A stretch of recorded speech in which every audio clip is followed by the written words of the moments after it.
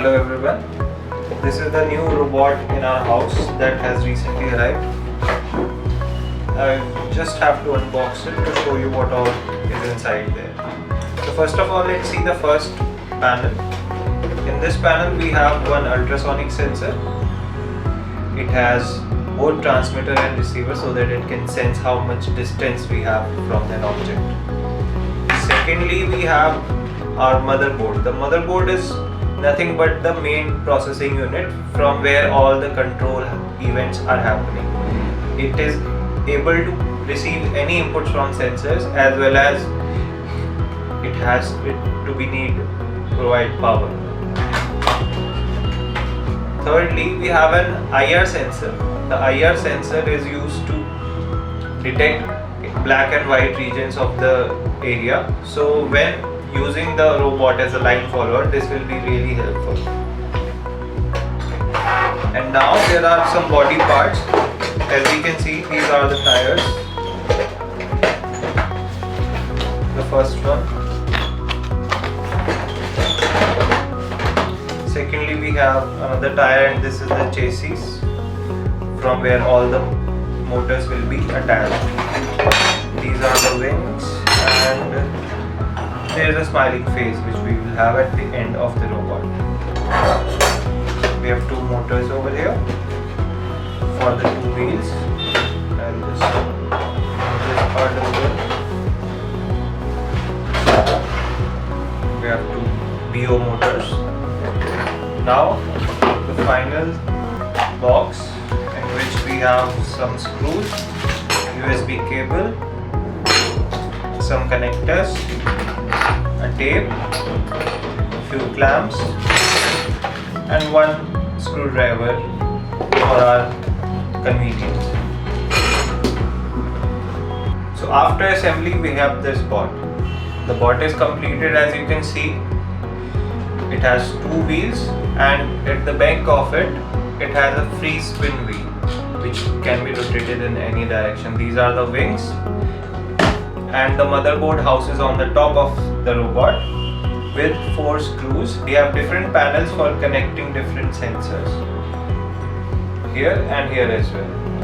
So as we can see from here, the IR sensor is connected to the number 2 port, and the ultrasonic sensor is connected with the port number 3. So we'll just connect it over there. Now from the back, as we can see, there is one DC power going in and the motor connections, motor 1, motor 2. Here, as you will see, there is a small button of switching it on and off. So let's switch on it.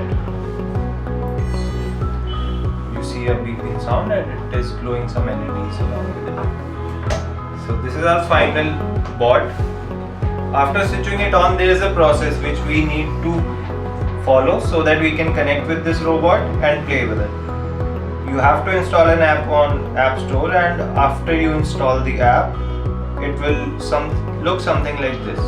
So here is all the controls, such as the remote control. This will help in moving the robot in front direction, as you can see, and if you take it back, it will be back. So similarly, we have turns for turn right and turning left.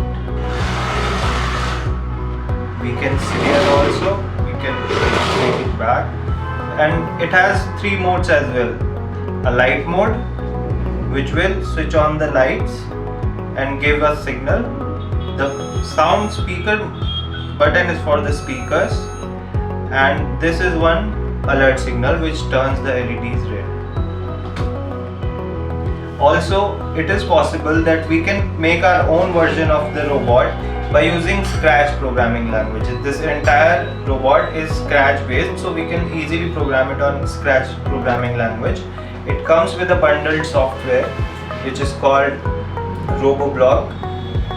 The development environment is pretty easy, and there you can develop it. If you want to develop applications on your phone, you simply have to go to the home screen and choose my application over here. So you can tap on my application. From here, different options for primary programming and intermediate programming. So since this is our first session, we will do a primary section, and create, we will enter the name of application and then confirm it. After that, we'll click on that application and our application development environment comes up, where we can select different options for making different things.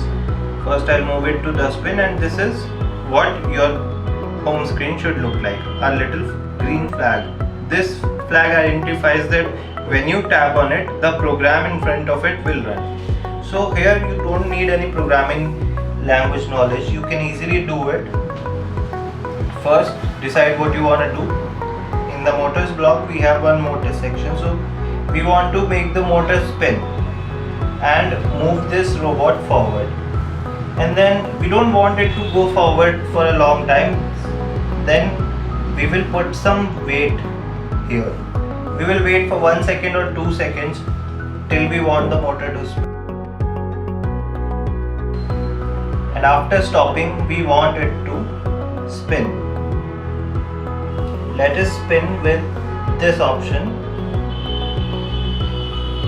After clicking the flag button, our first block was to move the robot, and we set a condition that for just half a second, that is 0.5 seconds, we will make the robot run forward, and after that it will continue to turn on left hand side. That's why it was rotating again and again, and there was a continuous loop.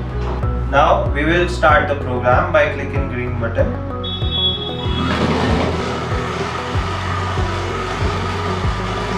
So this was what our program was doing.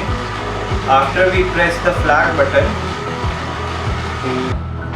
that was all for today. Thank you.